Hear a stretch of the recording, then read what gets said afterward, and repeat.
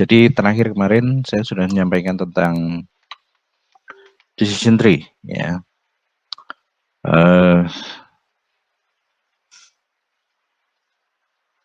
Jadi sudah belajar tentang bagaimana melakukan klasifikasi dengan decision tree. Nah, jadi kalau kita lihat dari urutannya proses standar data mining itu sudah sampai di modeling, ya, sudah sampai di modeling. Kemudian hari ini kita akan bahas tentang evaluasi. Jadi pentingnya evaluasi adalah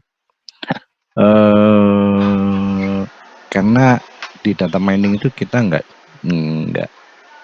data science, data mining, ya, kita tidak hanya sekedar melakukan analisis data, tidak hanya sekedar membaca data, tetapi juga pada akhirnya nanti kan harus bisa mengenerate wisdom juga, gitu ya. Maka untuk bisa menghasilkan wisdom yang memberikan dampak yang paling besar, ya, memberikan dampak sebesar-besarnya, maka hasil baca data, hasil analisis data kita harus sebaik mungkin. Jadi harus bisa diandalkan. Jadi ya kita ambil yang tidak yang tidak terlalu sampai ke level wisdomnya, ya. Jadi kayak seperti klasifikasi spam dan email, email spam dan bukan spam. Itu kalau misal mesin miningnya itu tidak tidak dievaluasi, ya, tidak diuji kinerjanya, maka ya tidak akan ada kepercayaan lagi terhadap hasil analisis atau proses membaca data, ya, proses mining datanya. Jadi hari ini kita akan bicara tentang evaluasi, ya. Ini ada di fase kelima itu kalau Anda lihat di proses standar.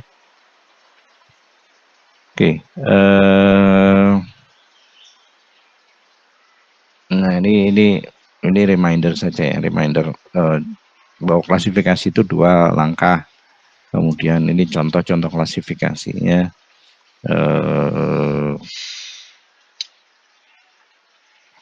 Contoh klasifikasi spam, klasifikasi email, apakah dia termasuk spam atau bukan spam. Atau ada lagi contohnya identifikasi kategori sel tumor, apakah dia ganas atau jinak, misalnya seperti itu, ya. Oke, ini mengingat kembali bahwa klasifikasi itu 2 langkah. Ada fase induktif, ada fase deduktif. Fase induktif itu menghasilkan model. Kalau saya bicara model, mungkin yang paling gampang divisualisasi adalah decision tree, ya. Neural network itu juga termasuk yang gampang divisualisasi. Ada visualisasinya, gitu ya. Jadi proses menghasilkan model setelah melakukan, ya, mengeksekusi algoritma klasifikasi tertentu terhadap sejumlah dataset, ya, data training nanti istilahnya, data latih, itu adalah fase induktif. Jadi menghasilkan model nih, ya, dengan algoritma, dengan data latih yang ada. Kemudian fase deduktifnya adalah data yang belum ada labelnya, instance yang belum ada labelnya, akan dikaji menggunakan model yang sudah dihasilkan untuk memberikan label terhadap instance tersebut. Oke.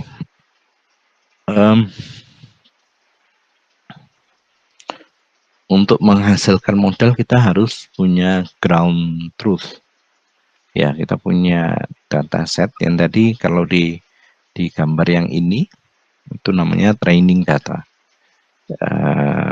Karena klasifikasi ini termasuk supervised learning, artinya mesin itu kita supervisi, kita ajari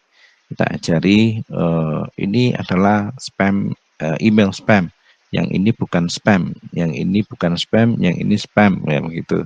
Ya, dari data latihnya itu seperti itu. Jadi kita ajari bahwa instance ini labelnya ini, instance ini labelnya ini, begitu ya.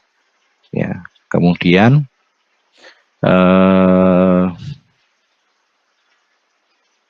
dari situ kemudian algoritma klasifikasi yang kita pelajari akan membentuk model, ya, akan membentuk model. Jadi decision tree, ya, algoritma J4.5, ID3, chart, ya, dan beberapa algoritma yang sejenis itu akan membentuk model. Kalau yang basisnya decision tree, ya dia akan membuat pohon keputusan, ya, yang kemarin sudah kita pelajari. Kemudian in order to create a model, we need to fit the classifier with some data sets, the one with a class attribute. Jadi yang sudah ada kelasnya, ya, yang sudah ada kelasnya. Ini apa namanya, atribut kelas, ya, lengkap, ya, supervised learning. Ya, untuk bisa memberikan menghasilkan model atau pola umum yang nanti kita bisa pakai untuk melabeli instance baru. Nah, ini fasenya sebenarnya. Jadi sebelum di deploy, ya kita uji dulu, ya, modelnya kita uji dulu. Model itu Anda bisa bayangkan seperti decision tree, itu model. Kemudian arsitektur jaringan saraf tiruan, ya, neural network itu juga model, ya. Cuman mungkin untuk seperti KNN, Naif Bayes itu tidak kelihatan secara visual, ya, tidak kelihatan secara visual modelnya, bentuk modelnya seperti apa. Oke, jadi sekali lagi sebelum dideploy, sebelum nanti diterapkan, maka harus diuji dulu, harus dievaluasi dulu kinerjanya, ya, harus dievaluasi dulu kinerjanya. Apalagi kalau nanti deploymentnya itu menyangkut keselamatan makhluk hidup, keselamatan manusia, keselamatan makhluk hidup, ya. Misalnya saya mau, ya, kita mau menempelkan modul machine learning atau data mining ke dalam mesin scan tumor, ya, MRI atau yang nanti menghasilkan mamogram, ya, mesin mamogram. Jadi kita menempelkan di situ untuk dia tidak hanya scan saja, tetapi bisa mengeluarkan rekomendasi, ya, atau mengeluarkan informasi tambahan, tidak hanya sekedar hasil scan saja, tapi juga ada rekomendasi ke dokter. Misalnya bentuknya adalah ini ada tumornya nih, gitu, dan tumornya termasuk yang ganas misalnya. Nah, kalau kita buat seperti itu, kita membuat sistem yang seperti itu, maka ini harus bisa diandalkan, ya. Kinerjanya harus bagus, ini classifiernya untuk bisa mengatakan atau memberikan rekomendasi ke dokter ini harus bagus, ya, harus bagus. Jadi akurasinya berapa, presisinya berapa, begitu harus bisa dibuktikan, harus dievaluasi. Ya, sama lah, mirip seperti kalau misalnya kita mau buat self driving car. Wah, ini mau jualan self driving car tapi diujinya cuma 1-2 kali, dan itu pun di lingkungan yang nyaman, ya, tidak menantang untuk atau tidak sesuai dengan apa namanya, tantangan di dunia nyata, ya, untuk self driving car, ya, tidak akan ada orang yang percaya, ya, tidak akan ada orang yang percaya. Performance of the models generated by classifiers need to be validated before it can be applied regularly on real world cases. Nah, jadi sama, ya, konsepnya sama seperti itu tadi. Kalau kita punya sesuatu yang mau ditawarkan ke khalayak, mau digunakan oleh orang banyak secara rutin misalnya seperti itu, ya, maka kita harus pastikan dulu bahwa ini andal, gitu, ya, sistemnya andal, bisa diandalkan, gitu. Jadi harus diukur kinerjanya. Ya. Nah, mengukur kinerja itu ada istilahnya, kita bisa pakai istilah validation. Kita memvalidasi. Benar nggak sih kalau naive Bayes itu bisa dipakai untuk memberikan prediksi nominal terhadap kasus tumor, ya misalnya tumor jinak, ya, menyatakan tumor itu jinak atau ganas misalnya seperti itu. Nah, itu validasi.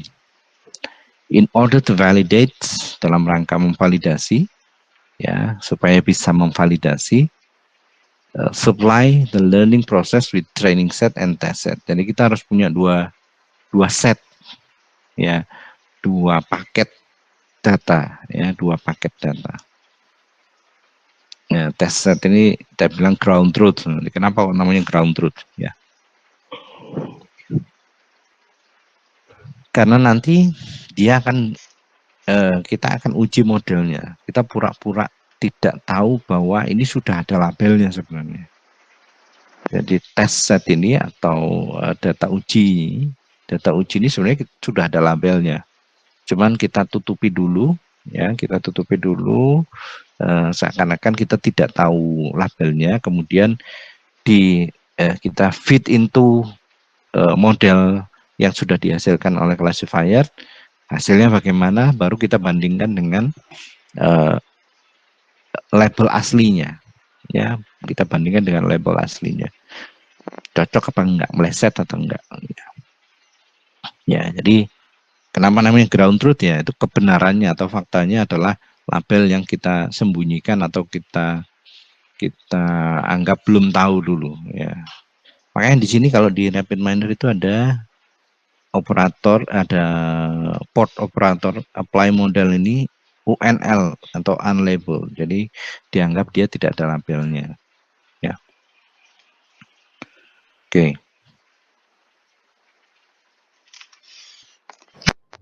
Data uji, data latih dan data uji ini sumbernya dari mana ya? Nanti ini jadi problem tersendiri ya sebenarnya. Jadi kebutuhannya gini.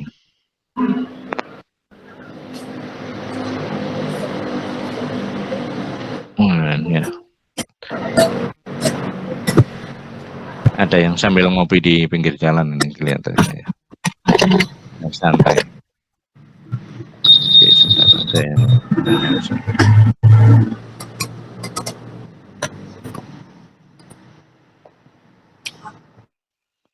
Ya. Ya. Oke.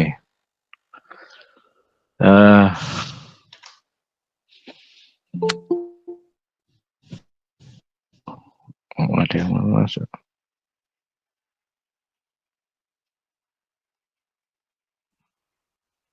Oke. Jadi faktanya ada dua. Pertama, the larger the training data, the better the classifier. Jadi kalau ya kita butuh pengalaman yang banyak untuk bisa mengeneralisir sesuatu atau mengekstrak satu data, satu informasi, ya. Jadi apa namanya, data latih atau informasi, sumber informasi itu kita harus dapatkan sebanyak mungkin untuk bisa membentuk pola yang akurat, ya. Jadi kebutuhannya seperti itu. The larger the training data, the better the classifier. Nanti hasil klasifikasi, model yang dihasilkan oleh classifier akan lebih baik, polanya lebih presisi lagi. Ya, itu kebutuhan yang pertama. Kemudian kebutuhan yang kedua adalah the larger the test data, the more accurate the error estimates. Jadi sama, juga kita butuh data uji yang besar juga, gitu ya. Jadi kita butuh data latih, data training yang besar, kita juga butuh data uji yang besar, tes set yang tes data yang besar juga. Kenapa kita butuh data uji yang besar? Ini sama seperti, ya, analog dengan ini, ya, coin toss gitu ya. Coin flip. Jadi kalau kita cuma flip satu kali begitu, kita flip koinnya satu kali, kemudian kita memberikan statement bahwa ini koinnya nggak seimbang ini, gitu ya. Nah, maka tentu akan berbeda tingkat kepercayaan orang lain terhadap statement kita dibandingkan kalau misalnya kita melakukan pengujian sebanyak 1000 kali. Jadi kita coin toss-nya 1000 kali begitu, ya, dari hasilnya baru kita menyatakan ini koinnya nggak seimbang karena dia cenderung ke arah sisi yang satu ini begitu. Nah itu orang akan lebih percaya kalau testingnya lebih banyak, ya, dia dilakukan frekuensi testingnya lebih banyak. Nah itu sama saja konsepnya seperti itu. Jadi tidak hanya sekali, tidak hanya satu dua kali begitu, tapi beberapa kali untuk lebih meyakinkan apa namanya, orang yang kita ajak diskusi, ya, audiensnya, ya. Nah, jadi kebutuhannya gitu. Kita butuh data training yang besar, kita butuh data uji yang besar. Sayangnya di lapangan kita tidak selalu mendapatkan apa yang kita mau. Ya, sayangnya di lapangan kita tidak selalu mendapatkan apa yang kita mau. Jadi biasanya ya sudah, ini datanya seperti ini, sudah hasil dari apa namanya, query ke berbagai sistem, ya, sudah mengkompilasi dari berbagai sistem, ya ini sudah datanya gitu ya. Nah, eh, kalau seperti itu berarti ya kita kita tinggal memanfaatkan data yang ada saja, yang tersedia gitu, data yang tersedia. Jadi kalau satu paket data itu, maka kita perlu mengkondisikan mana yang menjadi data latih, mana yang menjadi data uji, ya. Jadi data latih dan menjadi data uji. Nah, ini ada 4 skema validasi, ya. Ada 4 skema validasi yang bisa dipakai untuk kita melakukan evaluasi terhadap kinerja classifier atau kinerja model, ya, yang di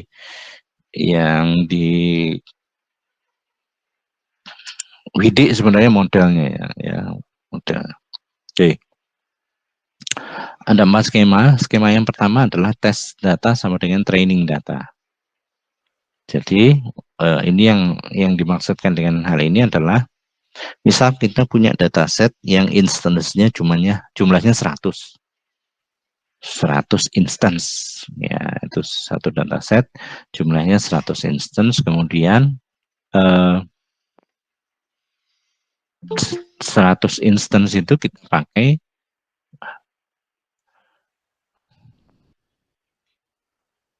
ya, 100 instance itu kita pakai untuk membangun modelnya, ya, di fase induktifnya,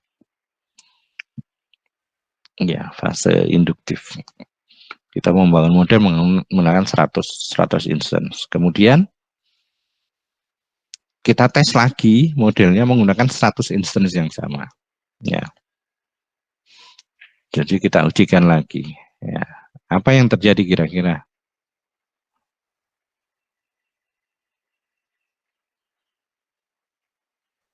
Ada yang mau memberikan pendapat? Jadi tes data itu diambilkan sama persis seperti data latih, ya. Data ujinya itu sama persis seperti data latih. Maka apa yang terjadi?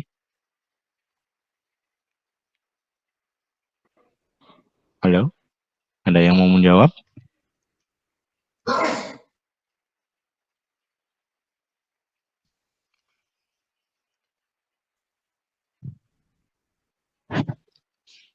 Ada yang mau menjawab? Data uji sama dengan data latih. Ya, hasilnya tidak underfitting atau overfitting. Gimana maksudnya? Kalau mic-nya bisa dinyalakan, silakan dinyalakan. Mas Imam Wahid.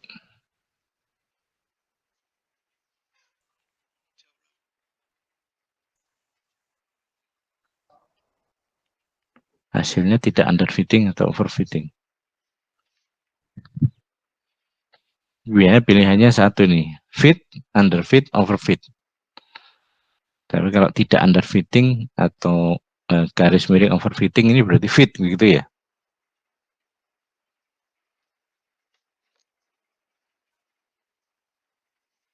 Ya, atau saya pakai analogi gini lah. Jadi ya, saya punya anak yang sekolah SMP, saya ajari dia supervise ya ini ya. Berarti saya ngajari dia 100 soal matematika, ya, matematika SMP. Saya ajari 100 soal matematika SMP. Soal yang ini itu ngerjainnya begini. Soal yang itu ngerjainnya begini. Soal yang itu ngerjainnya begini. Nah, jadi saya ajari anak saya untuk mengerjakan 100 soal. Sudah, saya biarkan dulu mengendap, ya artinya biarkan dulu dia membentuk pola penyelesaian soal-soal yang jumlahnya 100, mengidentifikasi yang polanya sama, misalnya seperti itu. Kemudian, tidak lama, saya berikan lagi soal-soal yang sama tadi, soal-soal yang sama kepada anak saya. Kira-kira apa yang terjadi?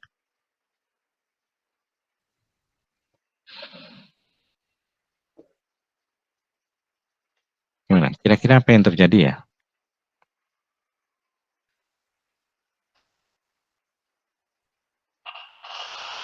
Ya, kemungkinan besar anak saya akan dengan mudah menyelesaikan semua soal, semua soal. Jadi kemungkinannya besar bahwa anak saya nanti akan bisa menyelesaikan semua soal dengan baik. Ya, karena memang sama persis data yang data yang soal yang saya latihkan itu adalah soal yang saya ujikan juga, maka kemungkinan besar seperti itu. Nah, inilah kemudian dikatakan bahwa pola yang seperti ini itu tidak direkomendasikan untuk evaluasi akhir ya, evaluasi akhir ya, ya tidak direkomendasikan. Kenapa? Karena tends to overfit, ya kecenderungannya overfitting mana, ya kecenderungannya overfitting itu kemarin sudah saya sampaikan ketika materi tree ya, decision tree, bahwa saya contohkan kemarin saya bikin baju gitu, saya bikin baju ke tukang jahit, diukur sudah presisi sekali begitu bahwa kalau misalnya baju itu jadi saat itu juga, maka bajunya akan sangat nyaman karena mengukurnya presisi sekali gitu, dengan ukuran badan saya saat itu. Cuman kemudian di eh, jeda beberapa hari, beberapa minggu ya misalnya, ada perubahan pada tubuh saya, maka bajunya jadi tidak nyaman, bisa jadi tidak nyaman atau bahkan sangat tidak nyaman. Nah, itu overfitting ya. Sama seperti itu juga. Jadi kalau 100 soal tadi atau 100 instan lah ya saya pakai untuk membangun model, kemudian saya pakai lagi, saya ujikan ke model tersebut, kemungkinan besar ya hasilnya akan mendekati 100% akurasinya. Jadi melesetnya kecil sekali. Sama kayak anak saya, kemungkinan besar dia bisa menyelesaikan soalnya. Kemungkinan besar ya, karena ada ada kemungkinan juga bahwa nanti kinerjanya tidak sempurna, ya ada kurangnya gitu ya, akurasinya lebih kecil misalnya seperti itu. Tapi kemungkinan untuk hasilnya sempurna, akurasinya 100% itu sangat besar. Ya, ya. Jadi kalau misalnya dengan decision tree-nya dibuat lebat gitu ya, cabangnya banyak, ya dibiarkan alamiah, dia berhentinya secara alamiah, maka kecenderungannya nanti akurasinya 100%. Akurasinya 100%. Ya, inilah kenapa situ ya, not recommended. Dia tidak direkomendasikan untuk dipakai di evaluasi akhir. Ya, di evaluasi akhir, evaluasi kinerja classifier di bagian akhir. Ini yang pertama, skema yang pertama. Ya, sebenarnya kalau di hyperparameter tuning dia bisa dipakai. Ya, maksudnya karena memang dalam rangka menghasilkan parameter terbaik, ya. Nah, tapi kalau dipakainya nanti di evaluasi akhir menjelang deployment, ya ini sangat tidak direkomendasikan. Ini sama kayak membohongi diri sendiri begitu ya. Wah, saya bisa nih, wah, mengerjakan semuanya 100, tapi ya karena soalnya sama begitu ya. Soalnya sama seperti yang dipakai untuk membangun model gitu ya. Datanya sama ya.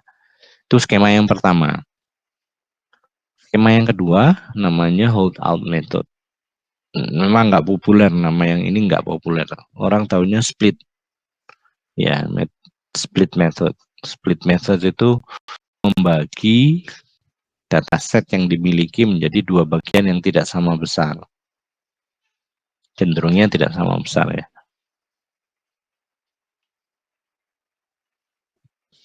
Jadi contohnya ya yang umumnya adalah pembagiannya 70-30 atau 2/3 sepertiga. Nah, nanti yang bagian yang porsi yang lebih besar itu jadi data latih atau data training, yang lebih kecil, bagian yang lebih kecil itu menjadi data uji ya, data uji. Ini contohnya yang di gambar samping kanan itu. Jadi misalnya instance 10, maka yang 7 itu menjadi data latih, yang 3 menjadi data uji. Ya.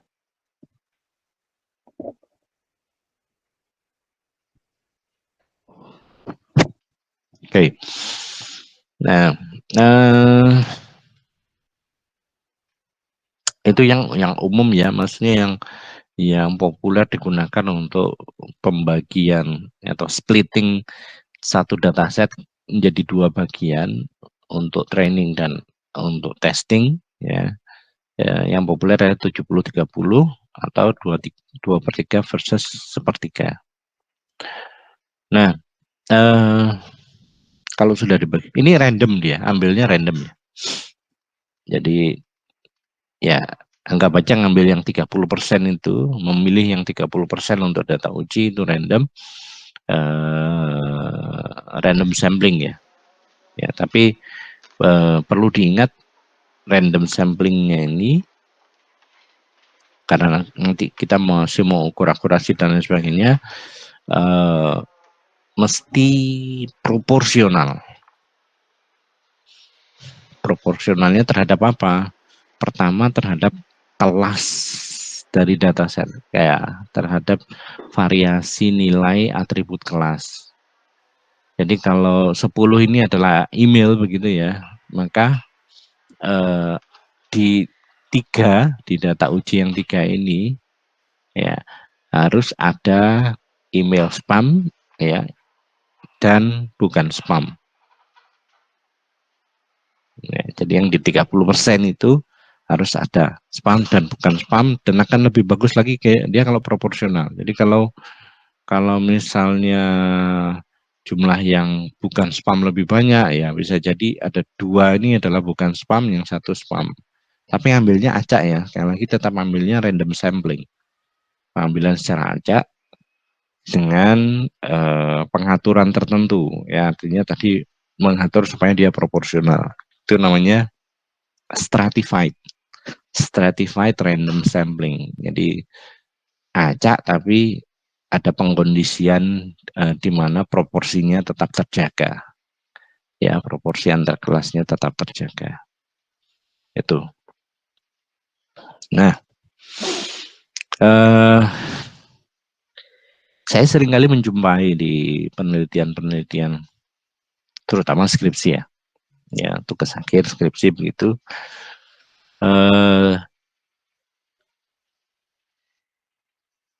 Dia menggunakan skema hold out method atau split method ini untuk evaluasi, tetapi hanya dilakukan 1 kali aja. Jadi ambil 30% begitu, ambil 30% untuk data uji, dia bangun model, yang 30% tadi diujikan. Sudah 1 kali saja.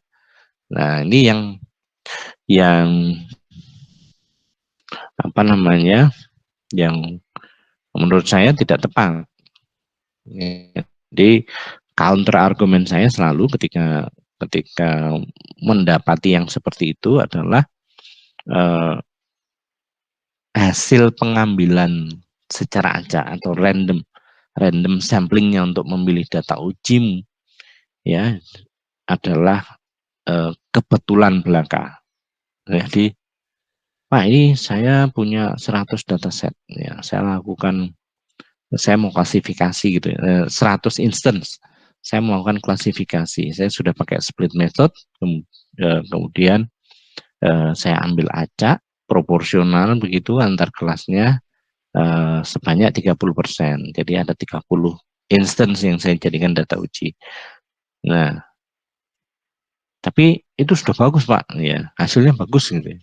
Hasilnya bagus, akurasinya tinggi. Gitu. Nah, ini untuk lebih meyakinkan lagi, ya kalau buat saya untuk lebih meyakinkan lagi, coba sampling lagi. Jangan dia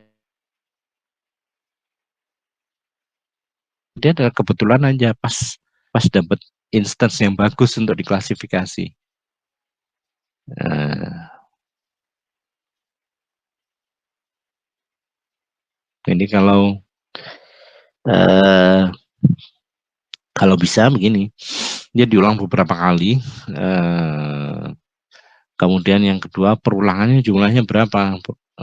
Perulangannya kalau saya menggunakan prinsip ketika setiap instance itu mendapatkan kesempatan menjadi data uji. Nah, ini contohnya yang di layar ini. Instance-nya ada 10, di iterasi pertama 8, 9, 10 ini jadi data uji.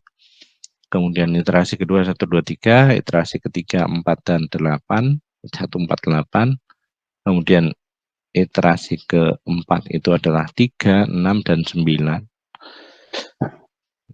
Terakhir, iterasi kelima, 2, 5, dan 7. Nah, ini kalau kita perhatikan dari 1 sampai 10 ini, semuanya dengan 5 iterasi ya, dengan 5 kali pengulangan sampling untuk data uji, semuanya sudah mendapatkan kesempatan untuk menjadi data uji.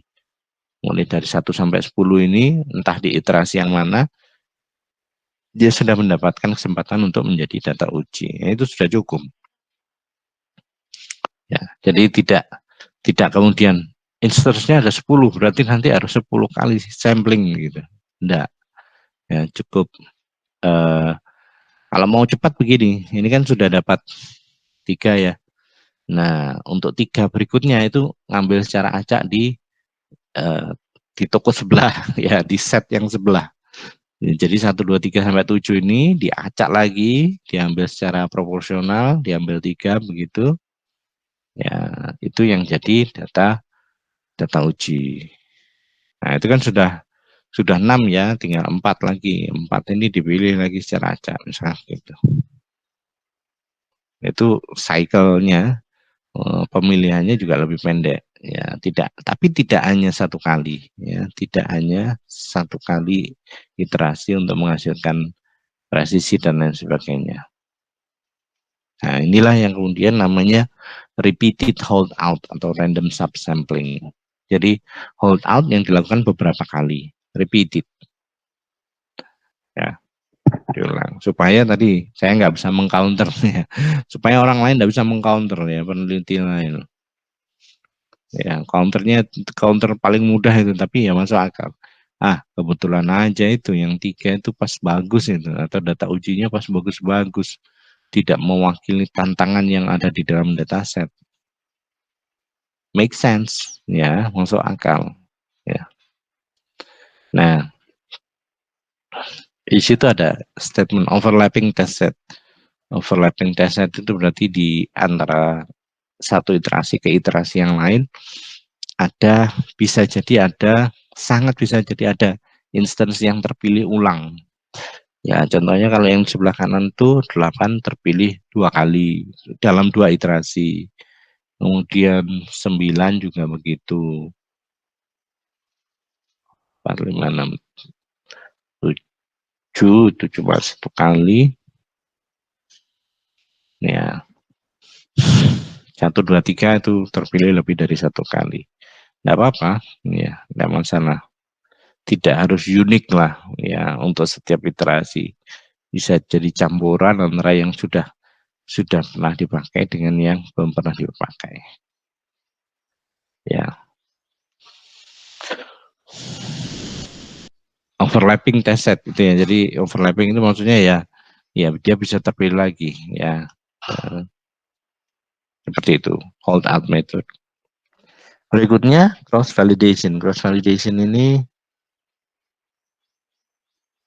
yang paling paling paling sering saya jadikan alat validasi, ya, mekanisme validasi di penelitian-penelitian saya.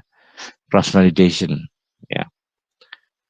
Cross validation ini biasanya di depannya ada key fold-nya, tulisannya key fold. Key fold. Nah, K itu adalah jumlah pembagian, jumlah pelipatan data. Ya, jumlah pelipatan data. Jadi kalau instance-nya, sekali lagi, instance-nya ada 100, kalau key fold-nya nilai 10, berarti 10 bagian, 10 lipatan, ya. Ya, 10 lipatan dari yes, ya dibagi 10 gitu. Jadi kalau instansinya ada 100 dibagi 10. Nah, kalau sudah dibagi 10, masing-masing bagian, ya, yang 1/10 tadi itu akan menjadi data uji. Jadi 100 ya, iterasi pertama, yang 10, ya, yang 10% itu di keep untuk nanti jadi data uji, yang 9 bagian atau yang 90% itu dipakai untuk data untuk membangun model, ya, menjadi data latih untuk membangun model.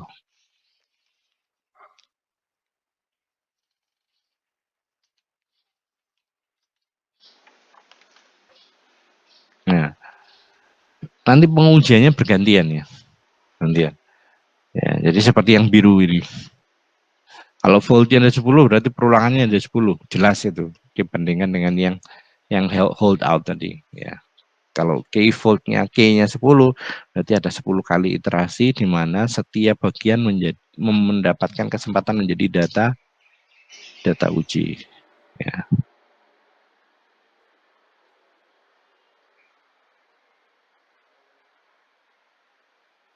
Oke. Versi lain dari cross validation adalah leave one out. Nah, leave one out ini versi khusus kalau datasetnya kecil gitu, ya. Ya. Leave one out itu variasinya dari k-fold cross validation. Ya. Cuman dia membaginya tidak 10. Namanya leave one out, berarti sisain 1 ini buat data uji gitu. Nah, jadi kalau instance-nya di dataset ada 100, ya milih 1 secara random sebagai data uji, yang 99 dijadikan bahan untuk membangun model, ya.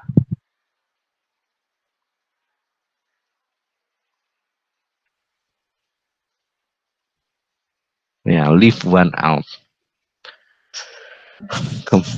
Kemudian stratified cross validation. Stratified cross validation ini maksudnya adalah setiap bagian, tadi kan di fold 10 ya, dibagi 10.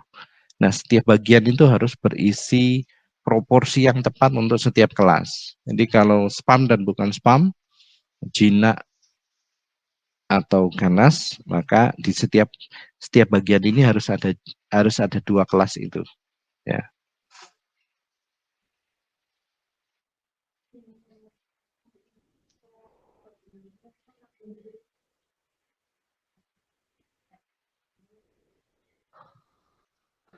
Ya, jadi itu stratified cross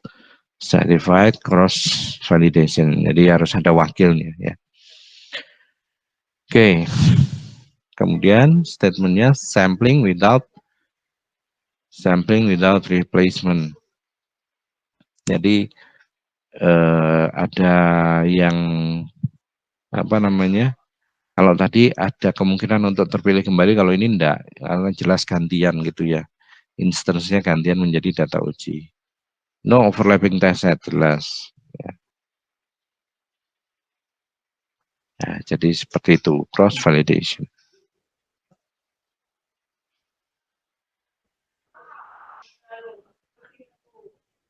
Yang terakhir adalah bootstrap. Jadi 4 skema ya.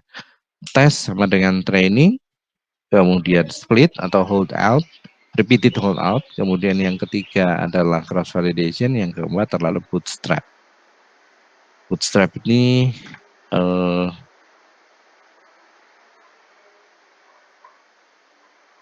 konsepnya bisa Anda lihat di slide ya. Jadi kalau kita punya original dataset ada 10 instance, maka kita sampling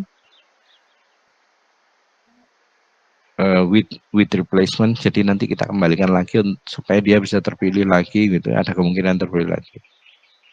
Jadi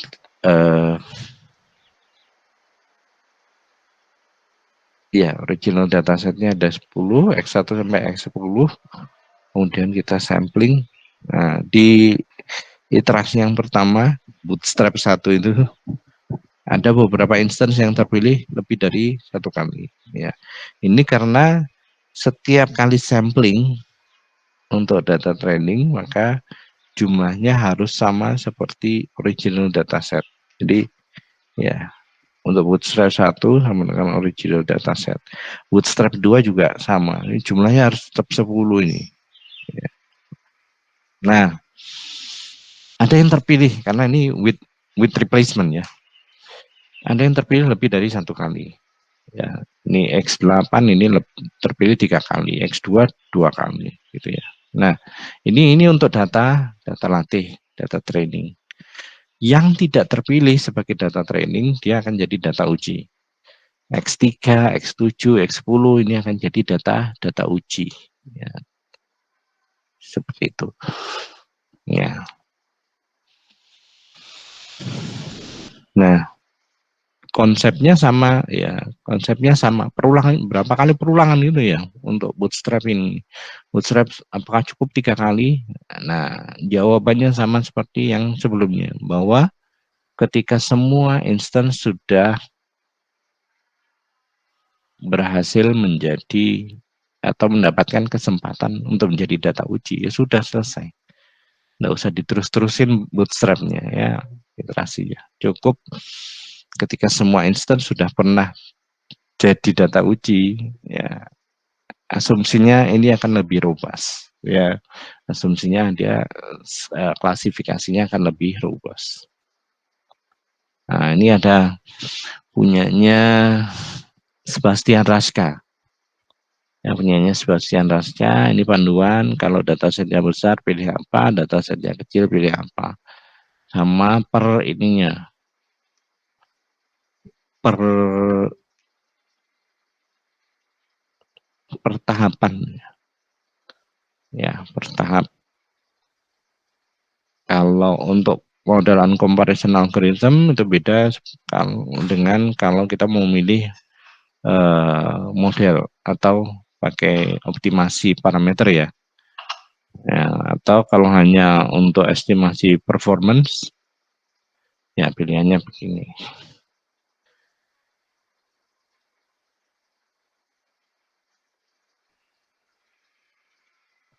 Ya, oke.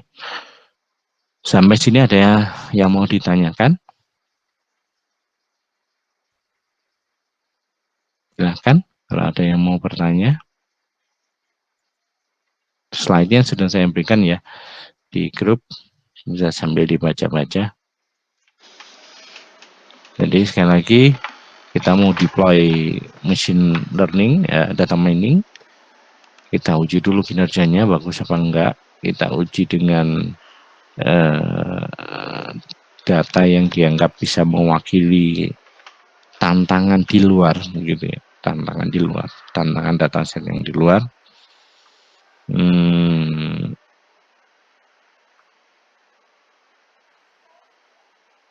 Ya kita uji, kita ukur akurasinya, harus dipilihkan ya. Datanya tidak terlalu besar biasanya, maksudnya kita tidak punya opsi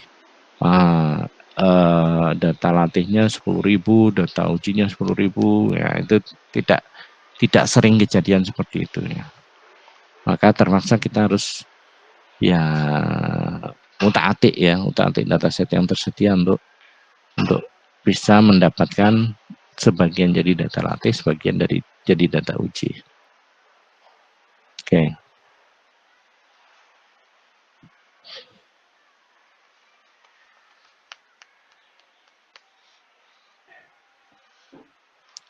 Ada yang mau ditanyakan untuk skema itu?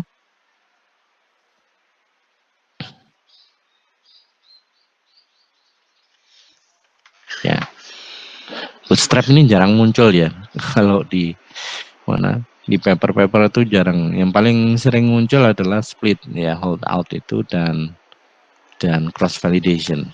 Bootstrap ini jarang. Tapi ya, sekalinya dia dipakai itu justru bukan untuk evaluasi, tetapi sampling untuk membangun dataset, membangun model itu di random forest, di algoritma random forest ya.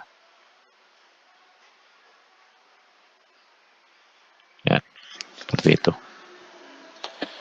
Oke, saya lanjutkan. Kita masih punya sekitar 10 menit ya.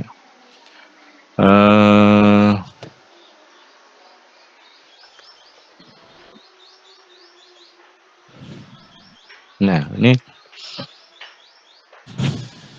nanti jadi ini kan kita pengujian ya, pengujian sudah fase deduktif yang tadi ground truth yang kita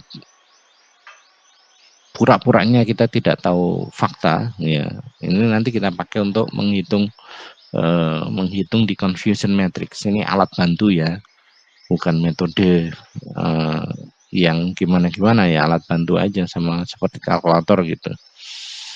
Kita akan mengukur kinerja yang paling umum adalah akurasi dan error rate ya. Ya, tingkat errornya seperti apa. Nah, kita butuh alat bantu. Alat bantunya namanya adalah confusion matrix ya. Confusion matrix. Oke, di confusion matrix itu pada dasarnya hanya ada 4 kategori nilai. Ada true positif, ada true negatif, ada false positif, ada false negatif. Ya, jadi 4 ini membentuk satu matriks di mana barisnya aktual, kolomnya predicted, atau sebaliknya barisnya adalah predicted, aktualnya itu kolomnya. Apa yang dimaksud dengan predicted dan aktual? Aktual ini label aslinya yang tadi kita deduksi menggunakan model ya. Predicted ini adalah label yang hasil deduksi menggunakan model.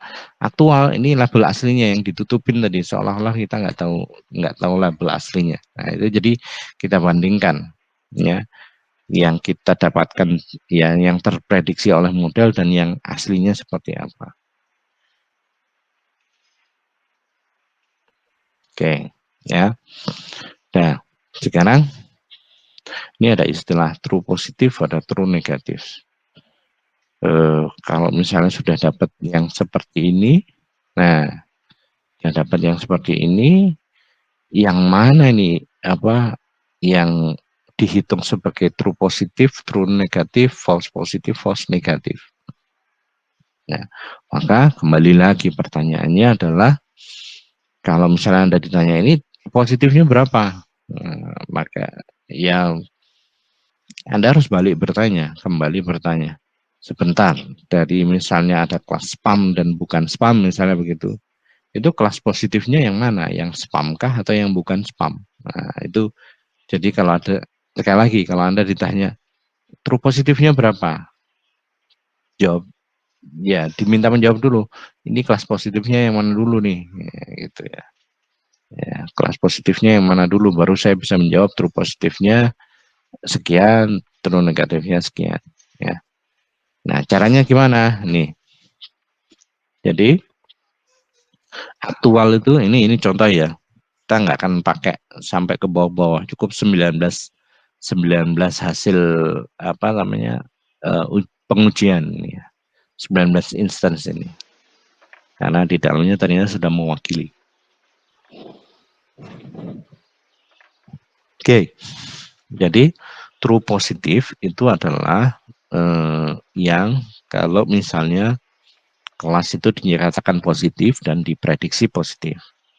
Jadi kalau ini pilihan kelasnya yes dan no, misalkan yes itu adalah kelas positif, ya kelas positif, maka true positif itu adalah baris yang nilai survive-nya yes, prediction-nya yes. Itu true positif. Sekali lagi, saya ulangi. Tadi kan bertanya ya, kelas positifnya yang mana? No kah atau yes begitu. Kalau kelas positifnya adalah yang yes, maka true positifnya Anda bisa hitung di sini yang yes ada berapa.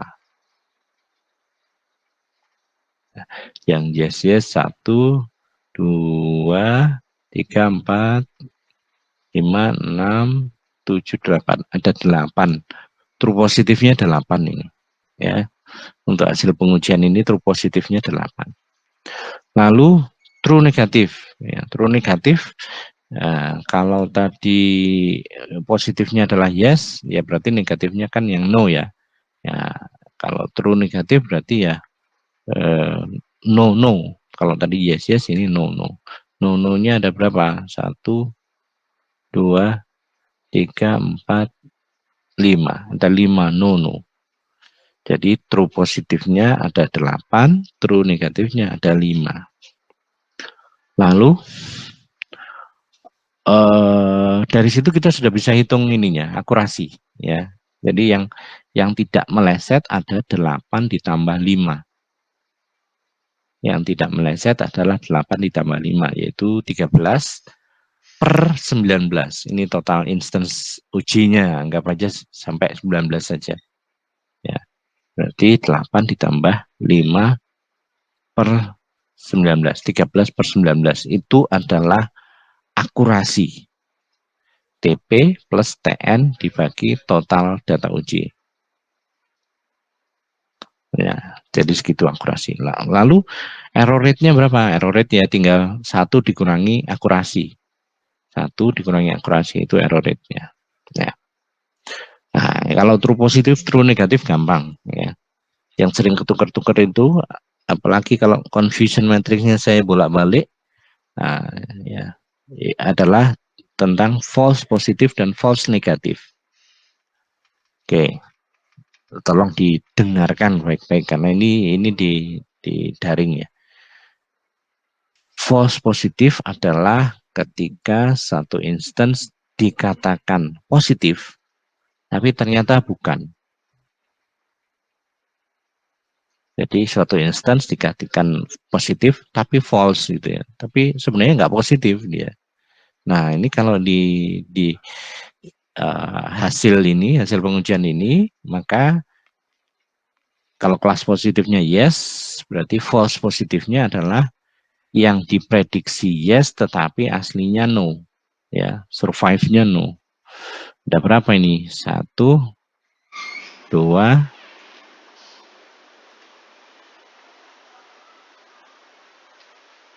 hanya ada 2. Ya, 2 saja, tidak pakai per 19. Jadi false positifnya ada 2. 1, 2.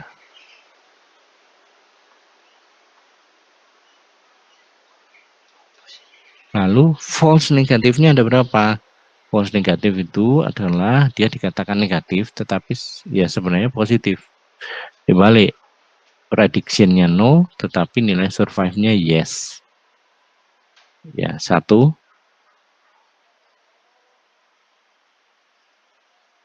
2, 3, 4. Jadi jadi no tapi sebenarnya dia yes. Baris ke-5, baris ke-10, 16, 17. Jadi 4. Jadi false negatifnya adalah 4. Ya. Oke. Sampai sini ada yang bertanyakan?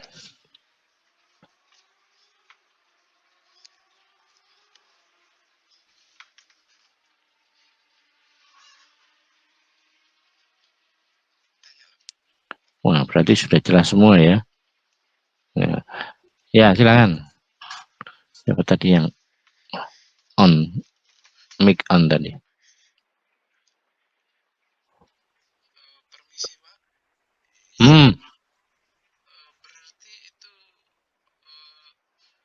Siapa nih yang bicara? Oh, oke. Ya.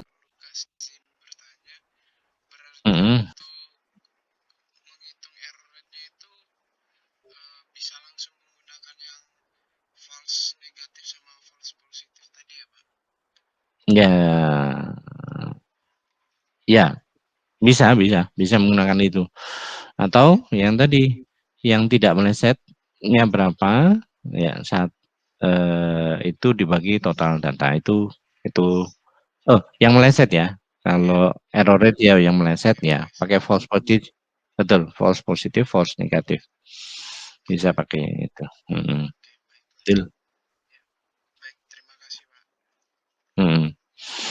Nah, terkait dengan confusion matrix ini, ya namanya confusion ya, sering membingungkan. Apalagi kalau saya jadikan soal di ujian, ini biasanya saya putar-putar ini. Ya, kalau di slide negatifnya ada di atas, ya, atau negatifnya ada sebelah kiri, positifnya ada sebelah kanan, bisa saya twist juga. Ya, kemudian predicted dan aktualnya saya twist juga. Predictednya ada di baris, aktualnya ada di kolom. Nah, ini jangan sampai salah ya. Jadi konsep yang tadi dipahami betul ya. Yang mana yang true positif, yang mana true negatif, itu dulu dikenali, baru kita bisa cari false positif dan false negatif. Pertanyaan pentingnya adalah ya kelas positifnya yang mana gitu. Biasanya yang dijadikan ini fokus pembicaraan. Jadi kalau misalnya tentang identifikasi apakah tumor itu jinak atau ganas, ya karena resikonya berbeda, yang lebih sering dijadikan kelas positif adalah yang ganas, karena jumlahnya lebih sedikit dibandingkan yang jinak. Ya kasus orang kena tumor ganas kan lebih sedikit daripada yang kena tumor jinak. Ya, seperti itu.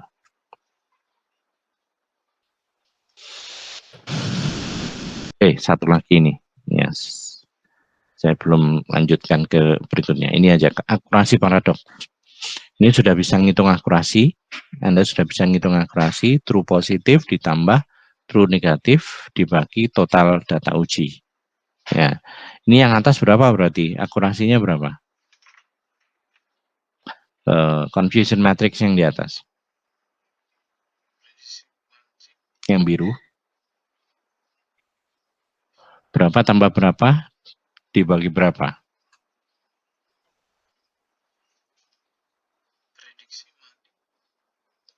Berapa tambah berapa dibagi berapa? Halo?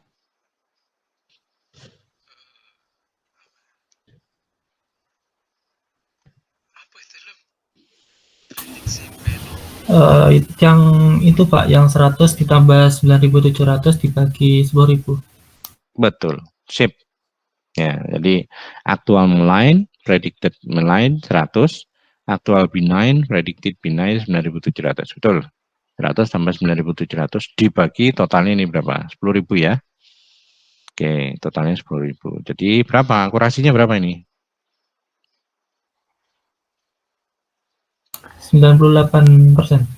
98%. Betul. Kalau yang bawah?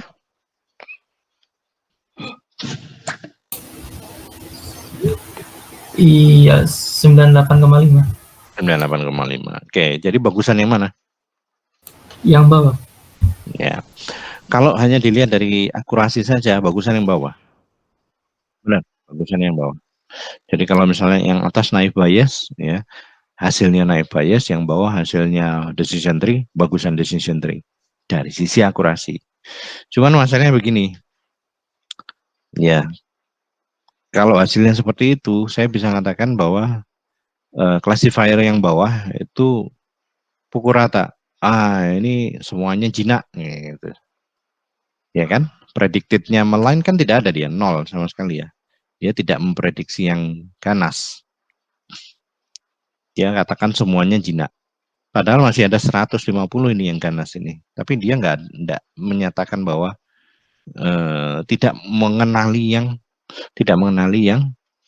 ganas. Ya. Jadi kalau saya boleh milih hanya selisih 0,5 aja ya persen, saya pilih yang atas karena dia masih bisa mengenali yang ganas ini. Ya, predicted malign, aktual malignnya masih dapat. Ya, jadi sekali lagi ini namanya akurasi paradoks. Ada model atau classifier yang akurasinya lebih tinggi, tetapi kemampuan prediktifnya lebih jelek. Dan ini biasanya terjadi satu, kalau distribusi kelasnya tidak seimbang. Distribusi kelasnya tidak seimbang. Ya, kalau Anda perhatikan aktual malign dan aktual benign-nya kan jomplang banget ini. Yang jumlah yang jinak itu 9.800 sekian, ya 9.850, yang ganas itu hanya 150. Nah, ini sering terjadi. Ya, sering terjadi kalau akurasi paradoks ini sering terjadi kalau dia tidak seimbang seperti ini, sebaran kelasnya. Kemudian yang kedua, kita bisa nyatakan itu adalah using accuracy in the evaluation of predictive models is appropriate only if the cost of a false positive is equal to the cost of a false negative. Jadi kalau benar-benar kita ingin ya ngotot kekeh menggunakan akurasi, harus pastikan dulu resikonya ini sama ini, ya resiko antara false positif dan false negatifnya itu sama. Nah, masalahnya beda ini. Masalahnya ini resikonya beda. Kita bilang kita prediksi jinak tapi ternyata ganas, itu resikonya lebih besar dibandingkan kalau kita katakan ganas tapi ternyata jinak. Jadi bobot resikonya beda antara false positif dan false negatif. Nah, kalau seperti itu, sekali lagi kita tidak bisa hanya mengandalkan akurasi saja. Ya. Jadi ini ya akurasi paradoks ini cerita ketika distribusi kelasnya tidak seimbang. Kemudian yang kedua, resiko, ya bobot resikonya antara false negatif dengan false positif itu beda. Nah, itu yang apa namanya?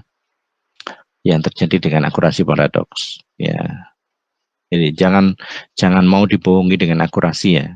Kalau kondisi datasetnya seperti ini atau kondisi dataset dan hasil pengujiannya adalah seperti ini, confusion matrixnya. Ya, silakan kalau ada pertanyaan. Jadi enggak ujuk-ujuk, ini akurasinya lebih gede nih. Sebentar, lihat dulu nih distribusi kelasnya sama enggak gitu. Kemudian resiko kesalahan, cost-nya kesalahan prediksi ini sama nggak antara false positif dan false negatif. Itu dia. Ya, baik.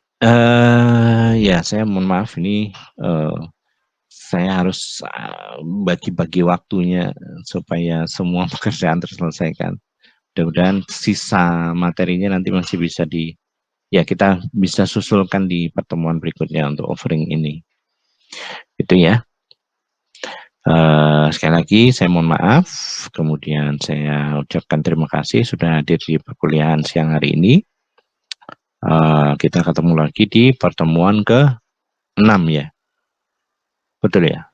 Sekarang 5 Iya, atau Ya, 5 ya? Hari kelima. Ya, cepat sekali nih, tahu-tahu sudah minggu ke-5. Baik, seperti itu, terima kasih banyak. Saya ucapkan mohon maaf kalau ada salah kata, ya. Saya akhiri, assalamualaikum warahmatullahi wabarakatuh.